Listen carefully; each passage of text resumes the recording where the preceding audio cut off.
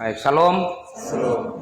Baik, Bapak Mama, baik calon majelis maupun rekan majelis IPI yang hadir dalam kesempatan ini, kita akan melanjutkan kegiatan pembekalan baik calon majelis maupun IPI untuk kali yang kedua ini. Dan sebelum kita memulai kegiatan kita mohon campur tangan Tuhan dalam Roh Kudus. Saya mohon kesediaan Bapak Penatua Hagaung untuk pimpin kita dalam doa. Amin. Baik, terima kasih Bapak Penatua. Ya, kita sedikit ulangi yang lalu sebelum kita lanjutkan. Jadi yang kita ketahui kemarin itu ada 5 kitab pertama yang disebut Taurat. Nah, sekarang yang sejarah yang kedua ya, yang tentang sejarah itu ada berapa kitab, Pak? Oke, jadi punya rumus ini hanya 5-12. Mari kita cek. Jadi untuk sejarah ini ada ini sudah ada 12. Nah, sekarang masuk ke syair ya. Syair ada berapa? Pasti dia 5. Karena hanya 5 dengan 12. Nah, dari Ayub masuk di syair ya. Masuk syair ada 5. Sekarang masuk di Nabi besar ya. Nabi besar ada berapa? Ada hanya 5-12 saja. Ini lebih mudah. Kalau Bapak Mama ingat ini, hafal ini punya rumus, ini sudah berarti 5-12, 5-5-12. Jadi 5 Taurat, 12 sejarah, 5 syair, 5 nabi besar, 12 nabi kecil. Ya. Nah, rumus ini memudahkan kita, memudahkan macam begini ya. Kalau sudah bilang di Obaja gitu, bacaan kita dari Obaja, yang hafalin cukup nabi besar yang ada dalam pikiran kita. Nabi besar itu karena patokan di kitab itu yang paling tengah itu ini Mazmur, patokannya dia. Jadi kalau sudah bilang Yesaya, itu mulai lewat dari tengah, gitu ya? lewat sedikit. Kalau sudah di luar dari ini, dari 5 ini, kita tidak usah terlalu hafal ini. Kalau sudah di luar dari ini yang sebut nama-nama yang nabi kecil, berarti itu di bagian-bagian setelah nabi besar. Jadi itu untuk memudahkan kita juga calon majelis ya. Nanti kalau cari kitab-kitab, kita kan di atas ini dilihat dari bawahnya, sorot begini. Begitu. Kalau dosa selesai, dong akan lihat di atas. Dosa selesai di bawah, baru kita masih cari bolak-balik ini. Jadi ini cara rumus untuk lebih memudahkan kita. Nah, selanjutnya menarik dari kitab ini, kita akan melihat dia punya keterhubungan. Jadi Alkitab ini tidak bisa terpisah satu dengan yang lainnya. Dia menjadi satu mata rantai ya, dari kitab yang satu ke kitab yang lainnya, atau dari pembagian ini. Jadi dari sini nanti untuk nyambung ke sini dia tetap ada mata rantainya. Jadi kita mulai coba di kitab Kejadian dan Keluaran duluan ya. Untuk kita ambil contoh saja. Nah, untuk mata rantainya berarti kita harus melihat di Kejadian bagian akhir. Coba lihat Kejadian bagian akhir. Sudah ketemu ya? Ya, Kejadian 50 bagian akhir itu dia bilang apa di situ? Yusuf meninggal ya? Ya, Yusuf meninggal. Ya, kemudian matilah Yusuf. Coba kita lihat di Keluaran pasal 1. Coba lihat di ayat 6.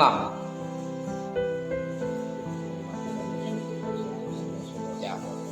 Jadi dia pasti akan nyambung, dia akan sampaikan. Jadi kalau di sebelahnya dia cerita tentang contohnya tadi, itu Yusuf selesai.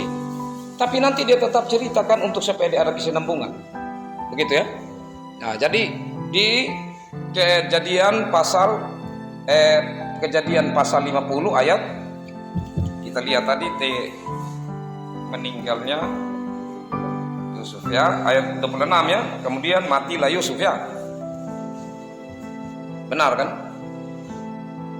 Nah, kemudian di Keluaran 1 ayat 6 ya.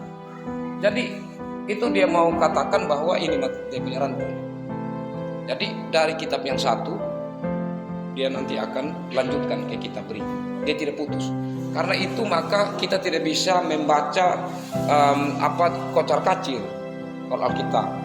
Jadi maksudnya kalau kita baru calon majelis, maka yang perlu kita pelajari adalah kita latihan membaca dari awal kitab itu.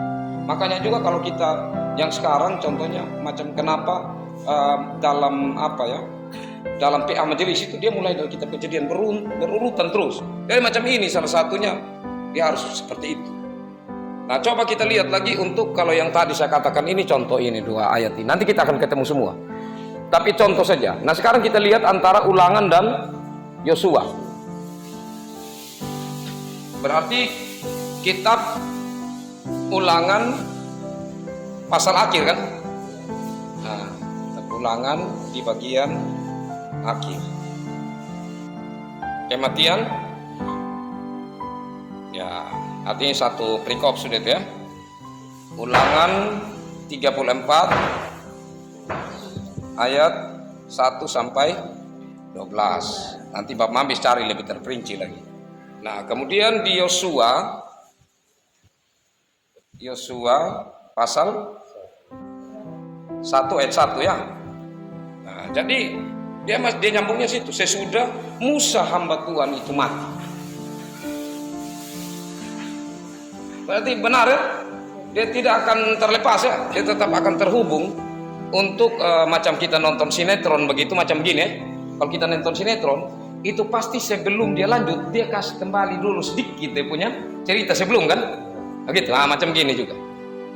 Nah, sekarang itu kita sudah dapat. Sekarang begini, tentang ini nabi besar pasti ada pertanyaan. Yesaya, Yeremia, Ratapan. Ratapan ini kan bukan nama nabi itu. Ya. Siapa yang tahu Ratapan ini siapa yang tulis? Ratapan ini Yeremia yang tulis. Nah, jadi seperti sambungan dari kitab Yeremia. Jadi dia tetap masuk pada kelompok nabi besar karena yang tulis ini juga adalah Nabi Yeremia. Oke, Bapak Mama saya harapkan tidak lupa hal kecil gitu ya. Nah, sekarang kita melihat lagi di bagian saya kasih sedikit cerita tentang kesinambungan berurutan saja secara cepat. Jadi kitab Kejadian sampai dengan kitab Ulangan ini berbicara mulai tentang manusia itu ada sampai jadinya umat Israel. Manusia ada kejatuhan manusia sampai umat Israel. Dan umat Israel dalam perjalanan. Jadi ini sebenarnya kalau mau simpulkan semua ini hanya 2 kitab. Sebenarnya kalau mau diikat semua. Karena kenapa saya bilang begitu? Karena saat bangsa Israel ada di padang gurun, ini sudah yang ada di dalam ini tentang cerita imamat ini ada di padang gurun. Tentang bilangan juga itu perjalanan di padang gurun yang mereka lihat kembali jumlah mereka per suku itu ada berapa orang. Sedangkan Ulangan ini mengulang kembali tentang ini dan juga ya beberapa tentang ini. Bisa tangkap ya? Oke, saya ulang sedikit. Jadi kalau kita mau simpulkan, itu kitab Kejadian dan Keluaran saja. Hanya yang panjang itu di kitab Keluaran, di situ ada yang tentang Tuhan suruh untuk tetapkan orang Lewi itu menjadi imam dan baju mereka itu harus seperti apa. Terus binatang-binatang yang dipersembahkan yang bagaimana. Terus cara-cara dalam rumah ibadat itu seperti apa. Nah, itu Tuhan sampaikan bukan saat sudah ada di Kanaan, Tetapi dalam perjalanan di padang gurun, isinya ada di sini. Jadi ini di padang gurun. Begitupun ini ada di dalam perjalanan padang gurun. Tentang macam orang sensus. Jumlah-jumlah kita ini berapa banyak orang. Selain juga beberapa dikatakan dengan aturan-aturan lain ada di bilangan ini. Sedangkan ulangan ini, ya ini cerita kembali tentang 3 ini. Tetapi itu dalam bentuk khotbah oleh Musa. Karena Musa mau selesai sudah tugasnya dan peralihan kepada Yosua. Nah, sedangkan Yosua ini melanjutkan Musa untuk bangsa Israel ini masuk sudah di tanah Kanaan. Jadi ini berhubungan dengan penyerangan bangsa Israel untuk masuk di tanah Kanaan, sekaligus juga pembagian tanah. Saat mereka sudah di Kanaan, di kitab Yosua ini pembagian tanah. Selanjutnya ada hakim-hakim. Ya, jadi waktu itu belum ada raja-raja, sehingga yang ada hakim-hakim yang bertugas untuk menghakimi perkara-perkara. Nah, kemudian disisipkan tentang Rut ini, ya disisipkan tentang cerita Rut, dan kemudian masuk kepada 1 Samuel. Nah, ini sudah mulai cerita tentang kenapa dia lebih pertama cerita tentang Samuel. Nah, sedangkan yang sebenarnya yang lebih peran di situ adalah Raja Daud, meskipun yang kemudian yang akan pertama itu urapi pertama menjadi Raja Saul. Nah, karena kehadiran seorang yang mempersiapkan raja itu penting. Jadi pertama diceritakan tentang panggilan Samuel ini, yang selanjutnya menjadi nabi, dan kemudian yang mengurapi Saul, dan juga yang pada akhirnya mengurapi Daud. Dia juga ini adalah imam, hakim, artinya dia punya posisi sebagai itu Samuel. Nah, selanjutnya masuk pada 2 Samuel, yaitu lebih lagi tentang Raja Daud diceritakan. Nah, mulai masuk pada akhir dari 2 Samuel ini, pecahnya kerajaan menjadi 2 kerajaan, dan 1 raja-raja ini menceritakan tentang 2 kerajaan itu. Jadi ada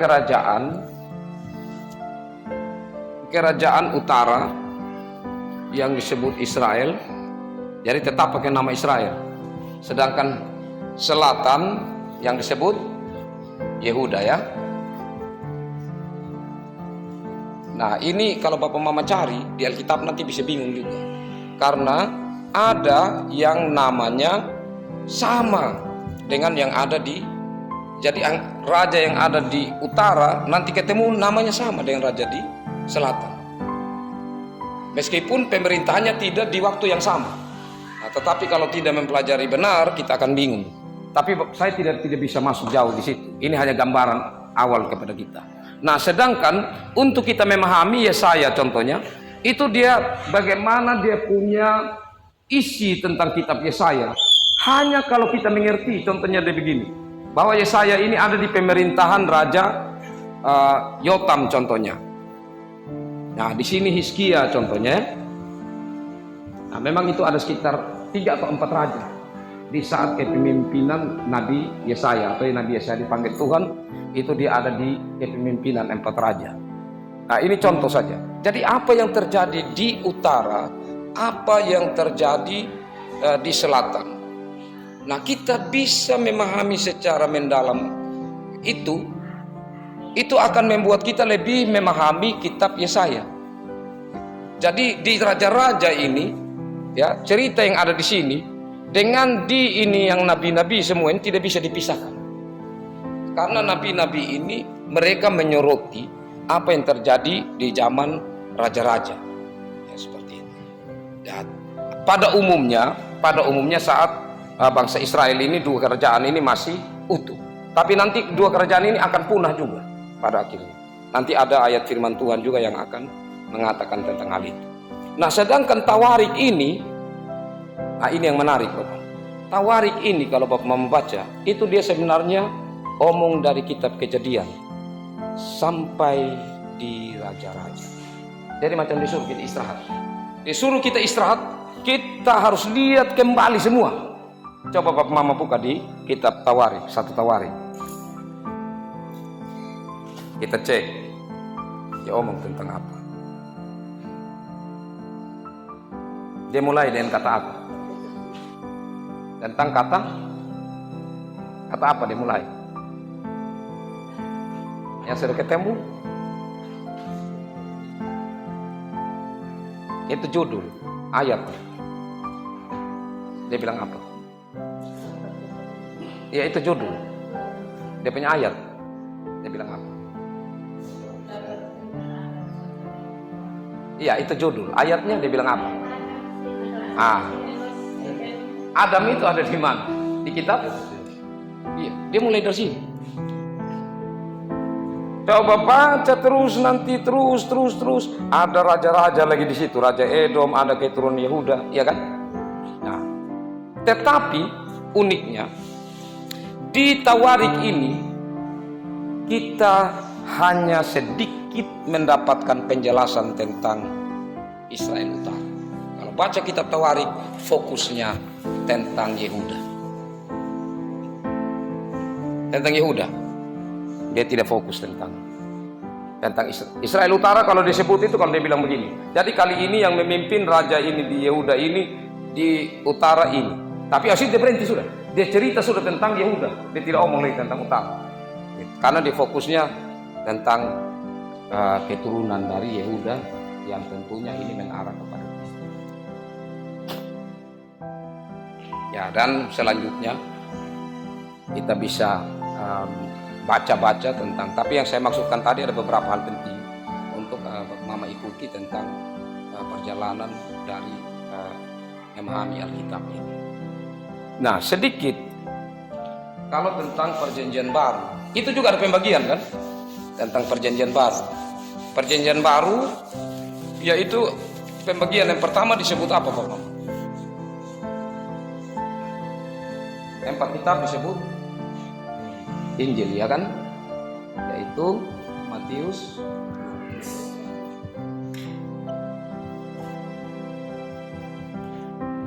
ya. Jadi ini disebut Injil. Nah, sedangkan khusus yang ini disebut Injil yang punya kehidupan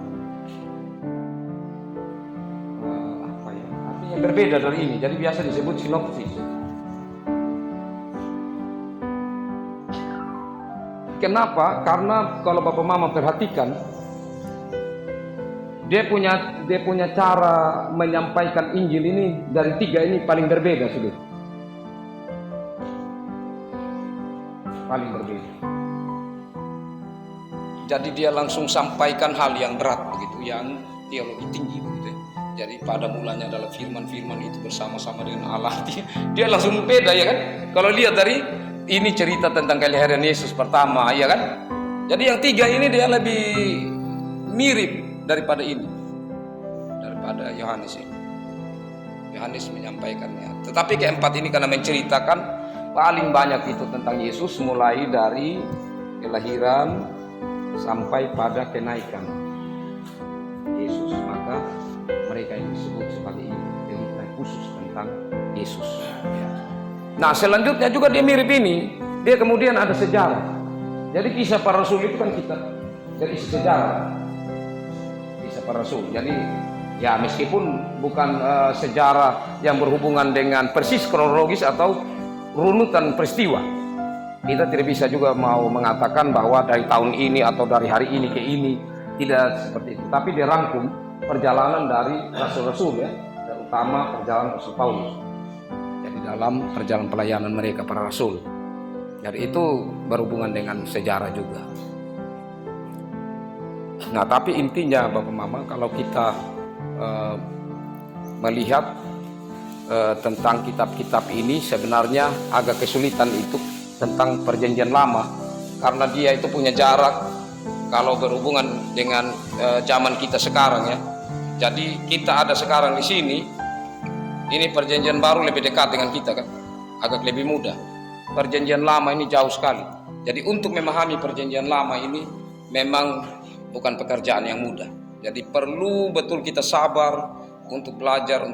Tapi kalau sudah memahami perjanjian lama, justru akan memudahkan kita untuk memahami perjanjian baru. Karena tanpa perjanjian lama pun kurang lengkap untuk kita memahami perjanjian baru. Karena apa? Karena perjanjian baru ini ada karena ada perjanjian lama di mana Allah menjanjikan tentang kedatangan Mesias itu, atau tentang bagaimana perjalanan sejarah manusia yang dipimpin atau dituntun oleh Allah untuk menyatakan bahwa manusia itu tidak mampu untuk menyelamatkan dirinya sendiri. Manusia selalu membangkang, selalu tidak taat. Jadi tanpa kita mempelajari secara mendalam tentang perjanjian lama, maka kita akan sedikit kehilangan saat kita masuk di perjanjian baru. Jadi banyak orang bilang, sudah biar saya belajar perjanjian baru, untuk apa di perjanjian lama, tersulit, tidak penting. Tidak, kita harus tetap mendalami ini. Ya, apalagi kita sebagai baik itu calon majelis maupun tim PI, saya pikir ini hal yang sangat penting untuk kita. Nah, selanjutnya kalau kita melihat juga selain dari waktu penulisan yang saya katakan tadi, karena penulisannya jauh sekali dari kita, lebih agak mudah kita memahami perjanjian baru. Tapi juga berhubungan dengan tradisi-tradisi. Tradisi kan lama, jadi ada yang membingungkan kita kenapa ada tradisi seperti ini. Ya, karena itu yang macam sekarang ya, contohnya kalau kita lihat foto yang dulu-dulu kan kita aneh juga, kenapa dulu-dulu masih begini ya kan. Ya, tapi mereka dulu kan nyaman saja dengan keadaan seperti itu. Atau juga kita melihat bahwa ada kota-kota yang sekarang tidak ada lagi di Alkitab. Kita mau tidak ada lagi yang ada di Alkitab, tapi tidak ada lagi di dalam dunia nyata sekarang. Seperti Ur-Kasdim, ya tidak ada lagi. Jadi itu mereka coba menggali untuk menemukan apa-apa yang masih dapat sebagai jejak begitu, untuk menemukan bahwa tempat-tempat itu memang benar pernah ada. Nah, selanjutnya tentang penulis, ini memang berat Bapak Mama kalau kita mau cari tahu tentang penulis. Tapi kenapa itu penting? Saya juga pernah sampaikan kepada Bapak Mama majelis yang lalu, untuk Mama calon majelis ikuti. Itu penting sekali. Nah, contohnya ini Taurat. Pasti Bapak Mama aneh kalau dikatakan bahwa ini ditulis oleh Musa.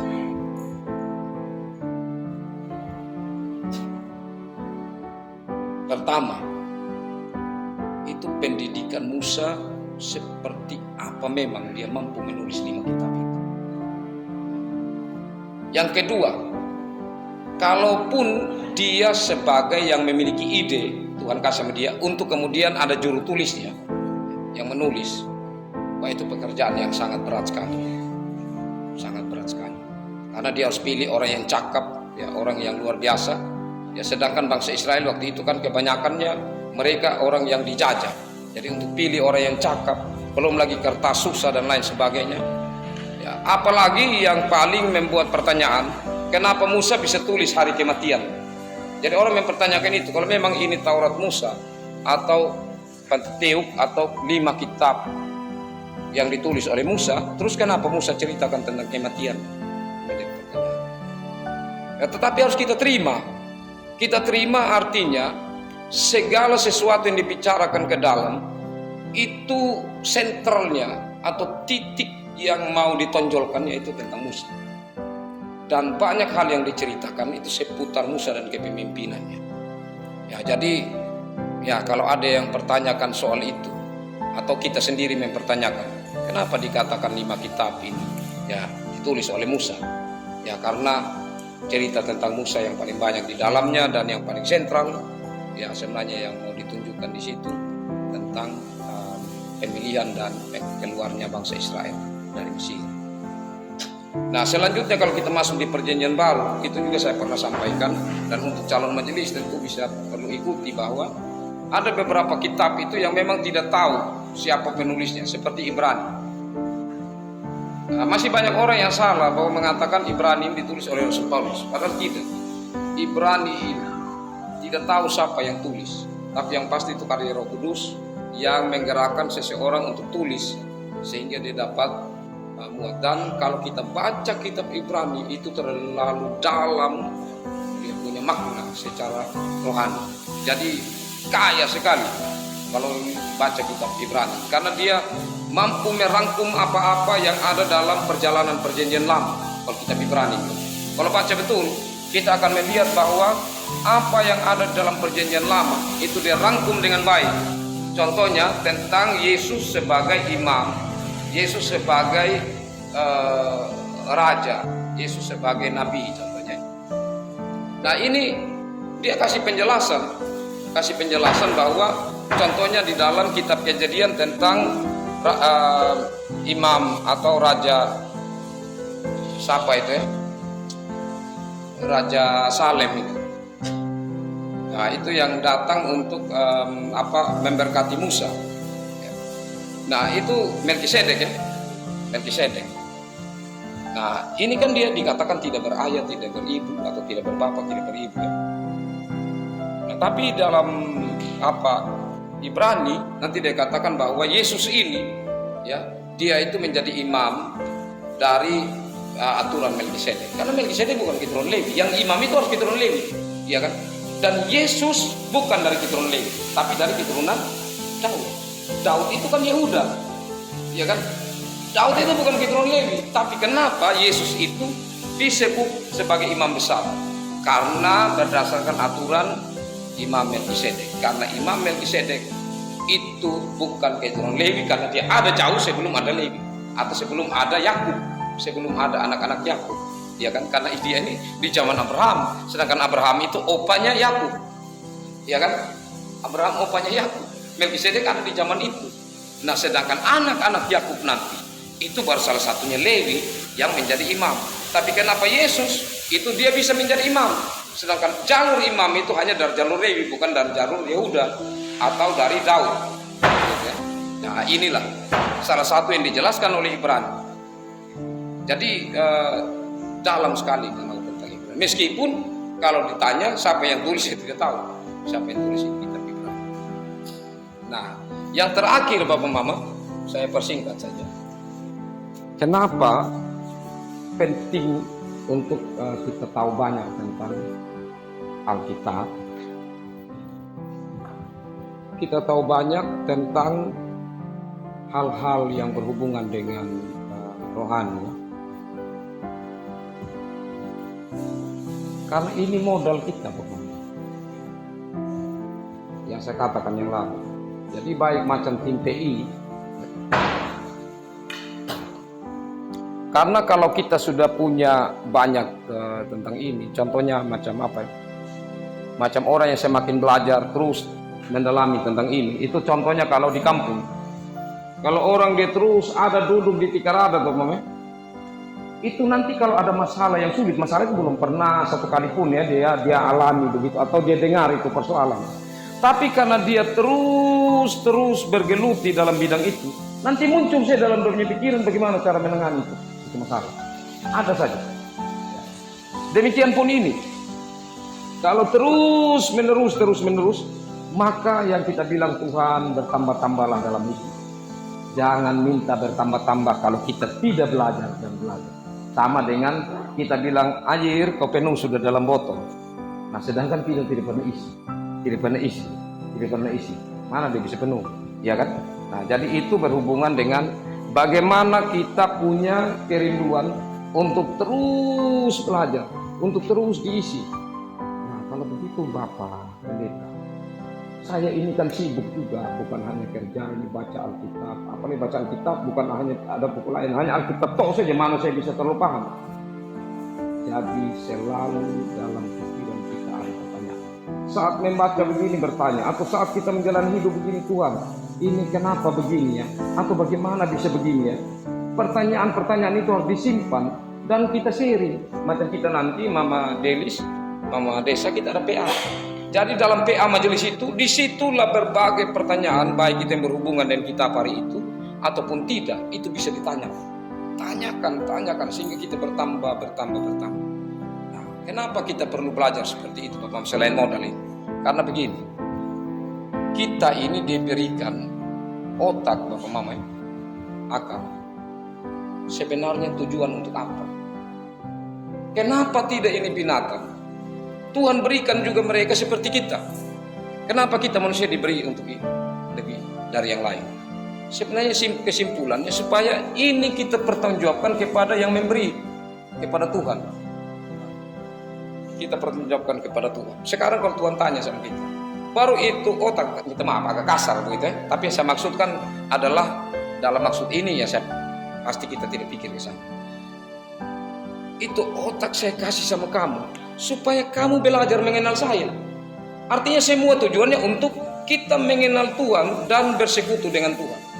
Nah, karena itu maka kalau kita lihat, kita baca di kitab khususnya ya, khususnya di Perjanjian Baru yang saya bilang agak lebih mudah, itu Bapak Mama kalimatnya berat-berat semua, khususnya Rasul Paulus. Kenapa? Karena Rasul Paulus ini orang yang sudah terpelajar dari Gamaliel, dari Yahudi, jadi agama Yahudi dia sudah kuasai, sehingga saat dia dipanggil oleh Tuhan dan dia dicerahkan oleh Roh Kudus untuk mengenal Yesus, dia akhirnya mendapat terbuka matanya, pikirannya untuk melihat tentang perjanjian lama dalam hubungannya dengan Tuhan Yesus Kristus. Nah, sehingga kita gereja saat ini sebenarnya lebih banyak itu juga berpatokan tentang doktrin kita, ajaran-ajaran kita terhadap atau dari pemikiran-pemikiran kitab Rasul Paulus atau surat-surat Rasul Paulus. Jadi banyak dari situ yang kita itu diisi dari situ. Nah, karena itulah maka kadang-kadang kita perlu untuk lebih bersemangat begitu ya Pak Mama. Lebih bersemangat untuk belajar yang berat, ya, belajar yang berat. Memang kalau mau omong yang berat itu contohnya kita bicara tentang Allah Tritunggal. Allah Tritunggal, bagaimana Allah itu tiga tetapi dia satu. Bagaimana saya mengerti itu? Tentang dosa, bagaimana tentang di Katolik bilang ada itu purgatori. Kita tidak saja mati antara surga atau neraka, tapi Katolik bilang kalau bukan neraka ada purgatori, kalau bukan purgatori nanti surga. Atau dari purgatori kalau didoakan terus dari bawah dan di atas ini orang-orang di dunia purgatori itu hidup baik, maka mereka cepat masuk surga. Terus bagaimana ini konsep ini dan konsep kita? Nah, untuk itu kita harus tahu banyak tentang ajaran kita, dasar landasan ajaran kita Kristen. Kalau tidak kita salah untuk kita menyampaikan. Nah, jadi hal-hal ini Bapak Mama yang penting, dan yang bagi tim PI ya tentunya dengan banyaknya kita semakin pelajari, kita juga tidak terlepas mempelajari yang saya tidak mampu, tapi saya yakin Bapak Mama mampu tentang konteks. Jadi kita harus tahu persis tentang konteks kita, konteks warga kita. Jadi macam kita nanti akan mengunjungi di mana, kita harus belajar, kemudian mendoakan dari sini untuk pergi ke sana, sehingga konteksnya dia tepat. Saya pikir ini kita tahu bersama, tetapi yang kita tahu bersama kadang-kadang luput. Kita sudah tahu, tapi itu yang bikin kita lupa. Nanti kita mau pergi, kita tidak, karena ada persoalan dari rumah, tidak pikir, tidak siap diri dari rumah bahwa sebentar saya berhadapan dengan keluarga ini. Kadang-kadang itu dia lupa. Apalagi tim PI ini menjadi perhatian untuk bagaimana ke depan kita melaksanakan kegiatan PI. Ya, jadi saya percaya Bapak Mama bahwa sebenarnya kelemahan kita, salah satu kelemahan besar kita termasuk pada ini karena pemahaman tentang Alkitab sangat. Kalau orang sudah makin belajar Alkitab, dia makin tahu, dia makin cinta Tuhan, pasti. Tapi kalau kurang pemahaman, maka dia gampang goyah karena dia belum memiliki pegangan yang pasti. Karena dia juga belum mengenal yang pasti. Jadi hal mengenali itu hal yang oke, saya batasi sampai di sini Bapak Mama. Saya berikan kesempatan, mungkin ada dari kita yang bertanya. Bapak Gilvi, Bapak Feni,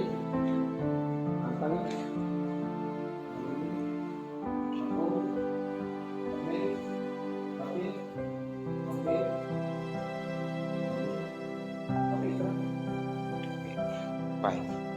Ya, saya harap nanti saya senang. Saya sekarang keolahan lagi kan, ini anak-anak kesasi. Dorong sekarang tambah banyak pertanyaan. Kadang saya juga bingung jawab. Artinya tadi saya batasi sudah, karena sudah saya bilang cukup sudah. Nanti lagi baru bertanya. Pertanyaannya nampak kalau dengar sepintas itu agak ringan, tapi sebenarnya untuk menjawabnya tidak gampang. Karena itu membutuhkan Tuhan yang selalu menopang kita dan memberi kepada kita semangat untuk terus mencari tahu. Itu penting sekali. Karena kalau jemaat Mada ini dia bertumbuh orang-orang muda kita, yang mulai dari anak-anak, maka generasi kita ke depan kita syukuri generasi yang semakin kuat menghadapi tantangan dunia ini. Nah, itu harapannya supaya kita saling mendukung orang tua dan anak-anak. Penting sekali. Baik, kita akan tutup kegiatan kita.